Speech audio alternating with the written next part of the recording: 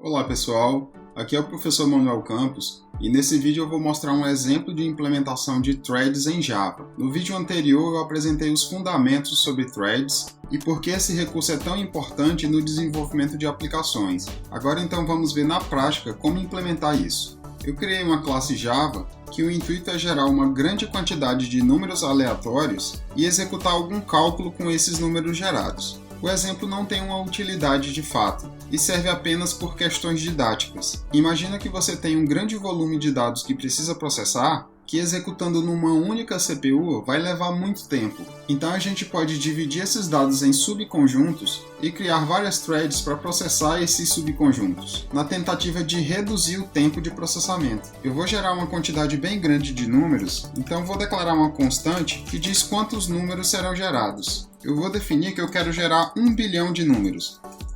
E como a variável é do tipo long e eu estou definindo um valor fixo, eu preciso colocar um L aqui no final. O código que vai gerar os números aleatórios eu vou colocar num método chamado run e depois a gente vai entender por que esse nome. Eu vou declarar um gerador de números aleatórios aqui e para isso eu preciso importar a classe java.util.random. A geração de números aleatórios, por incrível que pareça, é uma operação computacionalmente complexa. No caso da classe random, ela gera números pseudo-aleatórios, que parecem aleatórios. E quanto maior for a qualidade do algoritmo, quanto melhor for essa pseudo-aleatoriedade, mais computacionalmente complexo é a geração de números. E a gente vai ver que gerar 1 bilhão de números realmente leva um bocado de tempo. Então, para tornar o processo mais complexo, eu vou elevar os números gerados à potência de 10 e no final simplesmente obter uma soma desses números. Mas eu não vou fazer nada de especial com essa soma, é simplesmente para simular algum processamento. Então eu vou declarar uma variável soma, que eu vou inicializar com 0, e eu vou colocar um for que vai gerar os números para mim. E no for eu vou simplesmente fazer a soma dos números gerados, elevando eles à potência de 10. E para a gente ver quanto tempo isso vai levar para executar, eu vou declarar uma variável aqui para armazenar a hora em milissegundos quando o método iniciou. E no final eu calculo o tempo gasto. Como eu quero esse valor em segundos, eu vou dividir por 1000. E agora então eu vou instanciar a minha classe aqui dentro do main para poder iniciar a aplicação e chamar o método run diretamente. Eu vou compilar aqui pelo terminal e o interessante é que se você tiver uma versão de Java a partir do 11, eu não preciso usar o javac para primeiro compilar uma classe Java e depois executar. Aqui eu tenho o Java 15 instalado e eu consigo compilar essa classe e executá-la usando apenas o comando Java. Então eu coloco o Java exemplo thread.java e com isso ele vai compilar o arquivo Java para mim e vai automaticamente executar a classe gerada. Eu só esqueci de colocar uns prints para eu saber se o processo iniciou e quando ele vai finalizar.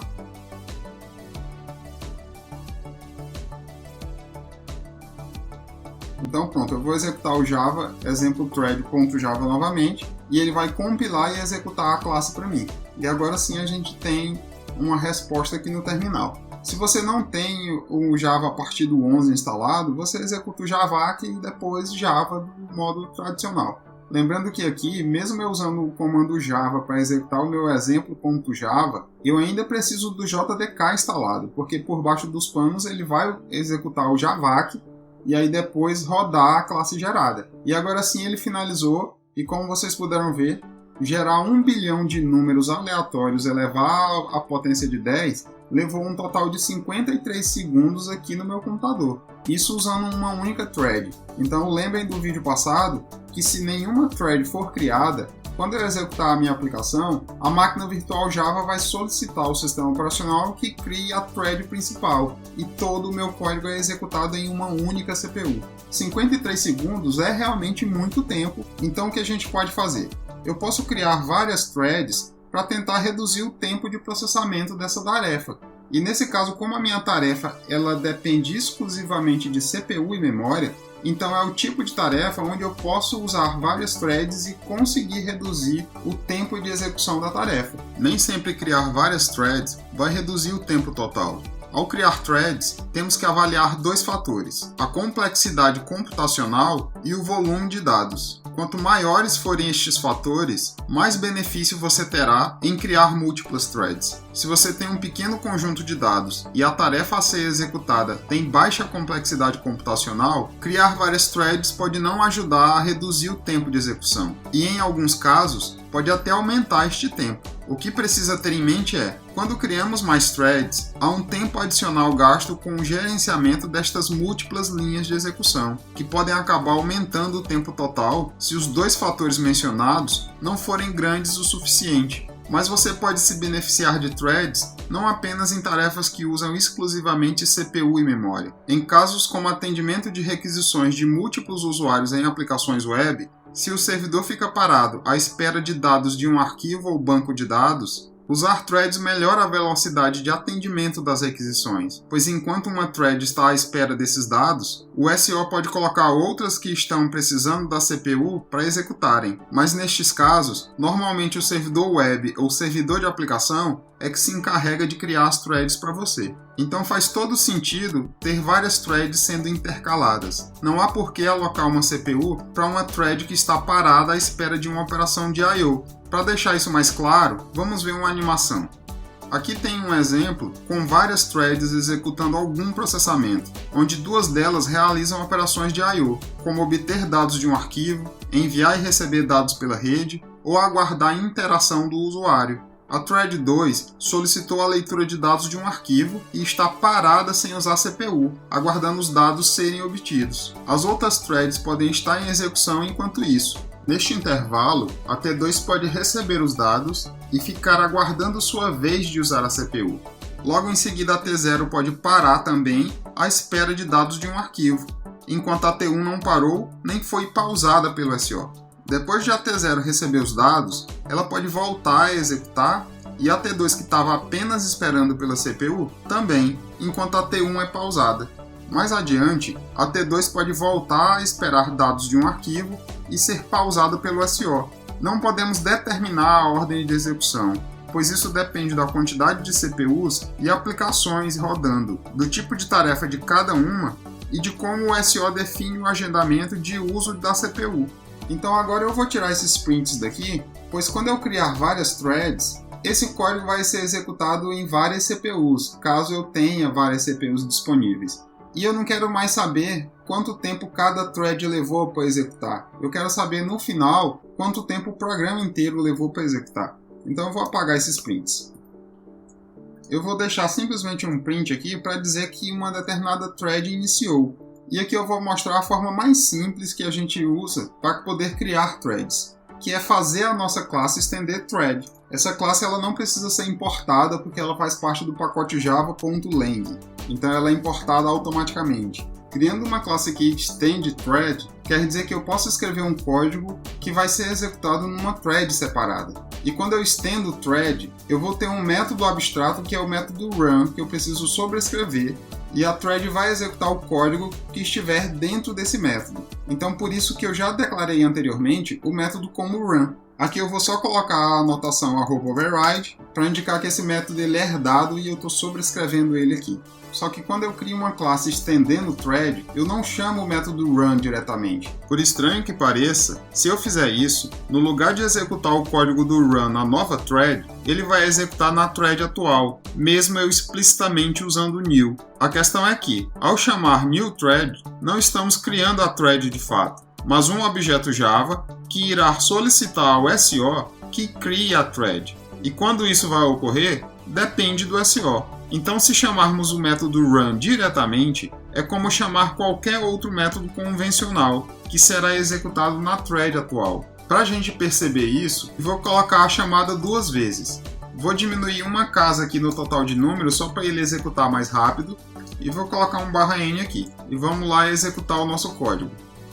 Eu mandei executar e ele mostra a mensagem iniciando o thread, porque ele executou o método run agora, mas a segunda mensagem, da segunda vez que eu chamei o método run, só apareceu depois que essa chamada do run finalizou. Então a segunda chamada do run precisou esperar a primeira chamada completar.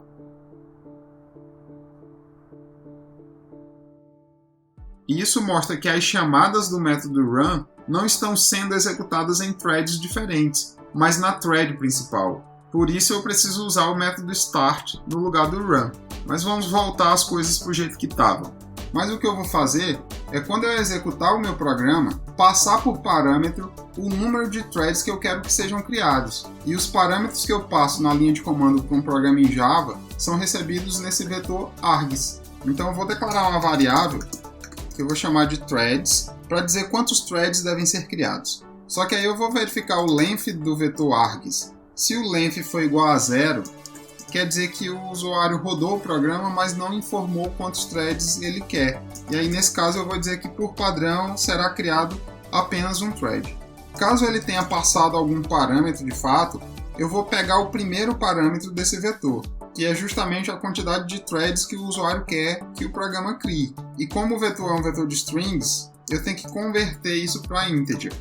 E aqui eu vou dar um print para a gente poder conferir como que vai ser isso. Se eu não passar parâmetro algum, ele vai criar um thread só. E aqui ele deu a mensagem criando um thread. E é o que de fato ele está fazendo. Mas eu vou parar a execução do programa e agora eu vou passar 2. E assim eu estou dizendo que eu quero que ele crie 2 threads adicionais. Mas de fato ele não está criando ainda.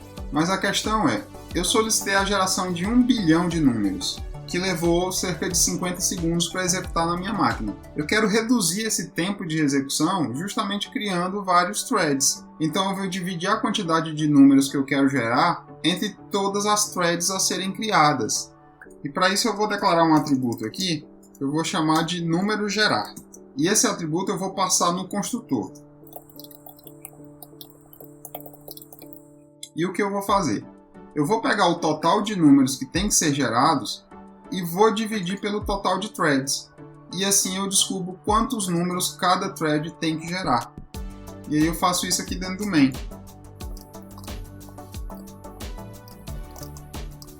Na verdade aqui a variável tem que ser long. E agora eu passo essa variável por parâmetro para o construtor do meu thread. Só que aqui embaixo no meu for, eu vou usar o valor desse atributo que eu declarei aqui em cima para definir o total de números que o thread vai gerar. O thread não vai mais gerar todos os números, ele vai gerar só um subconjunto dos números. E agora, como a minha classe ela é um thread, ela estende a classe thread, essa classe ela tem um método chamado getID, que é uma identificação que a JVM atribui a cada thread criado para a minha aplicação. Então assim eu vou conseguir ver o número do thread que está sendo iniciado. Então tá lá, criando um thread, porque eu não passei parâmetro nenhum, e ele está dizendo que está iniciando o thread número 12. E aí possivelmente esse número ele vai mudar de uma máquina virtual para outra, mas isso te mostra que quando você inicializa a aplicação, a própria JVM já cria vários threads para executar algumas tarefas durante a inicialização, e depois ela se encarrega de destruir esses threads. Mas o primeiro thread que eu mandei criar foi esse que acabou tendo o número 12. Se eu passar o número 2 por parâmetro, a intenção é que ele crie 2 threads, mas a gente ainda não fez isso. A gente mandou criar um único thread adicional aqui dentro do main, nessa linha aqui. Então o que eu preciso fazer é colocar um for. Enquanto o i for menor do que o número de threads, ele vai criando mais threads. E agora sim, se eu executar, aqui ele criou um thread só, eu vou parar e vou passar o número 2 e pronto.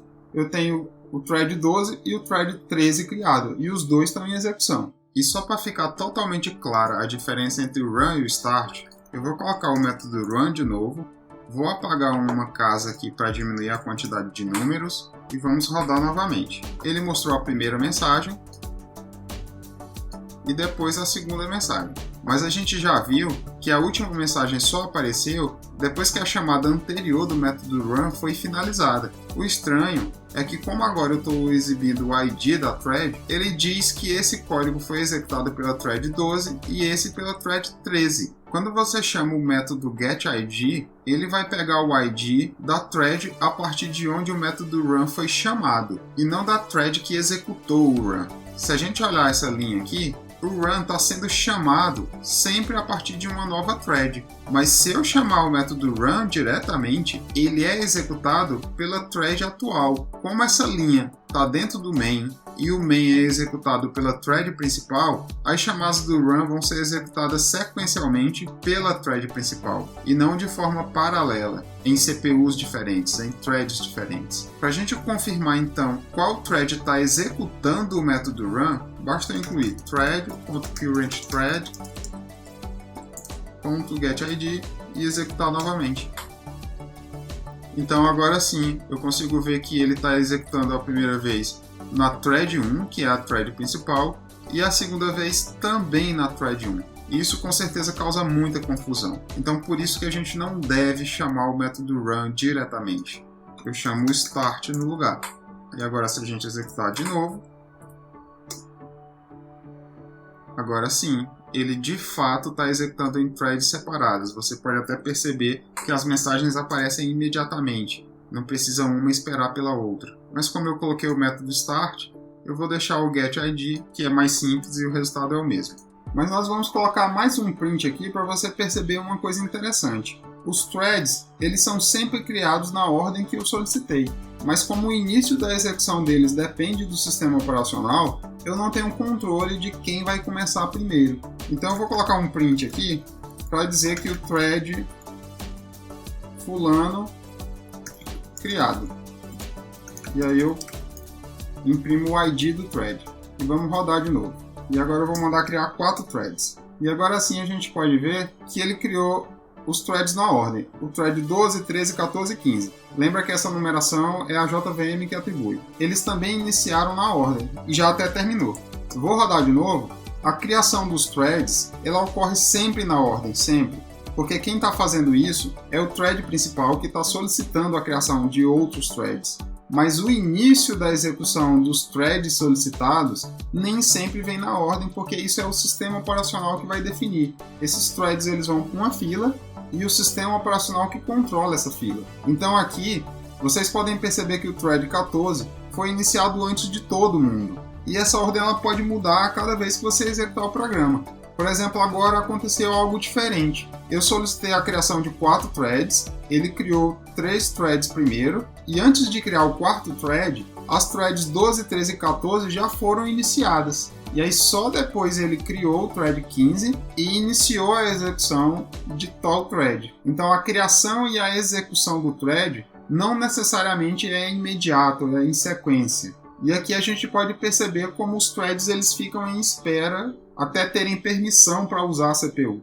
E um detalhe importante é, o tempo de execução com 4 threads já foi menor que o tempo de execução com um thread só. Não necessariamente vai ser sempre assim, depende do tipo de tarefa que você está executando. Aqui no meu terminal eu consigo ver que com 4 threads ele levou apenas 20 segundos para executar.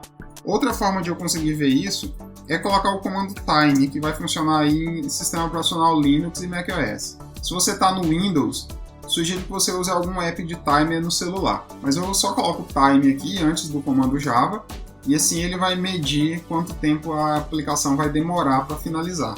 Ou seja, para que todos os threads terminem. E aqui eu tenho um total de 18 segundos. Então a gente já viu que no meu computador, com um thread só, ele leva cerca de 50 segundos para executar. Com 2 threads, ele levou 29 segundos. Esse tempo, obviamente, ele pode variar, principalmente de acordo com a sobrecarga da máquina. Com 4 threads, a gente já conseguiu um tempo menor. Eu consegui 19 segundos. A CPU da minha máquina é quad-core, então eu tenho 4 núcleos, e assim, se tiver núcleos de CPU sem serem utilizadas, os threads vão sendo divididos entre essas CPUs. Mas se eu só tenho 4 CPUs, não adianta muito eu aumentar absurdamente a quantidade de threads, que isso não vai ter resultado. Se eu colocar 8, por exemplo, talvez tenha uma redução do tempo de resposta. Isso vai variar muito do tipo de tarefa que você estiver executando, como eu já tinha falado anteriormente. Aqui não fez absolutamente nenhuma diferença, porque a minha tarefa, ela, como eu falei, ela depende exclusivamente de CPU e memória. Ela não depende de disco, ela não depende de I/O. Então, se eu só tenho 4 CPUs, não é criando 8 threads que eu vou magicamente fazer o tempo de execução diminuir. E aí tem um detalhe interessante, é que se você começa a aumentar demais a quantidade de threads, isso pode inclusive impactar negativamente. Então com 4 ou 8 threads eu consegui o mesmo tempo, os mesmos 19 segundos. Então eu vou apagar esses prints de dentro aqui do método run. Vou ver se tem mais algum, não. Então só aquele print inicial. E vou mandar rodar de novo com 800 threads. A gente tinha ali até com 8 threads 19 segundos.